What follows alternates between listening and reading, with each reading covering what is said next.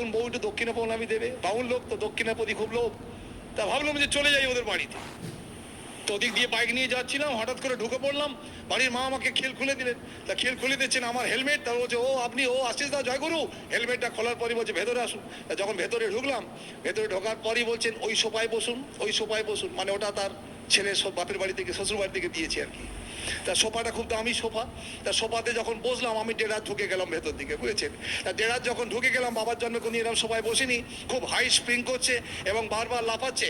বাড়ির মা তিনিও কিন্তু ওই সোফার মধ্যে বসে পড়লেন, মানে সিঙ্গেল সোফায় বসে পড়লেন। এবার সিঙ্গেল সোফায় বসার পর তিনি বৌমাকে বলছেন, আশীর্বাদ বিশারা করলেন। বৌমাকে বললেন, একটা ভালো কাপড় পরো, আশিস দা এসছেন, তোমার স্বামীর ঋত্বিক দেবতা এসেছেন, বুঝেছো। তা তুমি একটা কাপড় টাপড় পরে নাও। তা বৌমাকে বলেছেন, শোনো তুমি একটু ভালো করে চা করে নিয়ে এসো। তা বৌমা চা করে নিয়ে আসছে। আর দেখছে 6 ফুট 1 ইঞ্চি লম্বা লোক। তা নতুন লোক আমাকে দেখেছে, বৌমা কাপটা নিয়ে আসছে, সরড়া করে কাঁপছে কাপটা।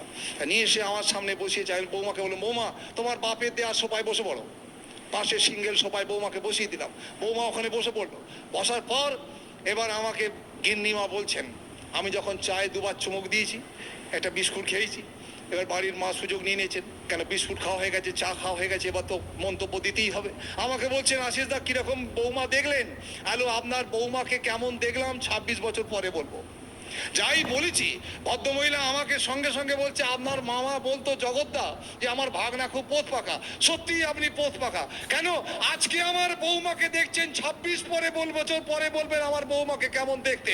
আলো হ্যাঁ, আমার গুরু শ্রী শ্রী ঠাকুর অনুকূল চন্দ্র বলছেন, আপনার বৌমার পেটের ছেলেই কিন্তু কথা বলবে আপনার বৌমা কত সুন্দর।